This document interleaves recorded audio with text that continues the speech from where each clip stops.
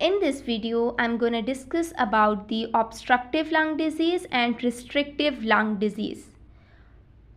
Pulmonary disease को दो categories में डिवाइड किया जाता है, obstructive lung disease and restrictive.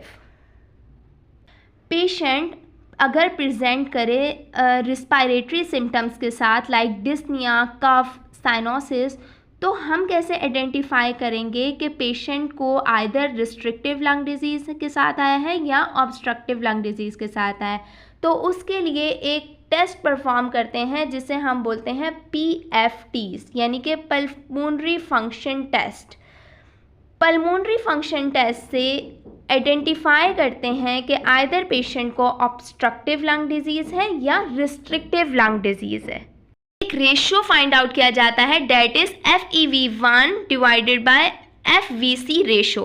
FEV1 stand for force expiratory volume and FVC stand for force vital capacity, यानी कि सेकंड में पेशेंट कितना फोर्सफुली एक्सपायर कर पा रहा है, डेट इज FEV1।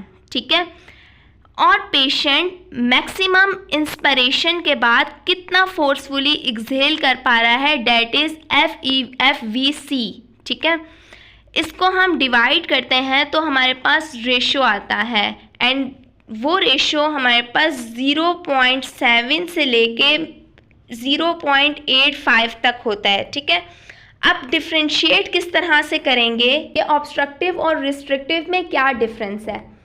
अगर पेशेंट का जो है वो FEV1 FVC ratio less than 0.7 है तो that is obstructive lung disease. ठीक है, इसमें होता क्या है कि पेशेंट जो है वो इनहेल तो कर लेता है लेकिन एक्सहेल नहीं कर पाता। ठीक है, सांस ले तो लेता है लेकिन सांस बाहर नहीं निकाल पाता सही तरीके से। ठीक है, इसकी एग्जांपल में हमारे पास COPD आता है।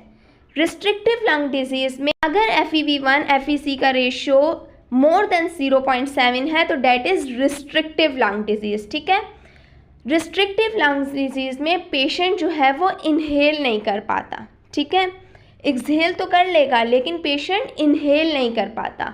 इसकी एग्जांपल में आता है लंग फिब्रोसिस या ARDS। ठीक है, तो हम कौन सी एक्सरसाइज प्रोटोकॉल यूज़ करेंगे अगर पेशेंट जो है वो एक्सहेल नहीं कर पा रहा है, यानी कि ऑब्स्ट्रक्टिव लंग डिजीज़ है, तो हम टिश्यू ब्लोइंग एक्सरसाइजेस करवाते हैं। ठीक है, जिससे पेशेंट को टारगेट मिल जाता है कि वो एक्सहेल करे।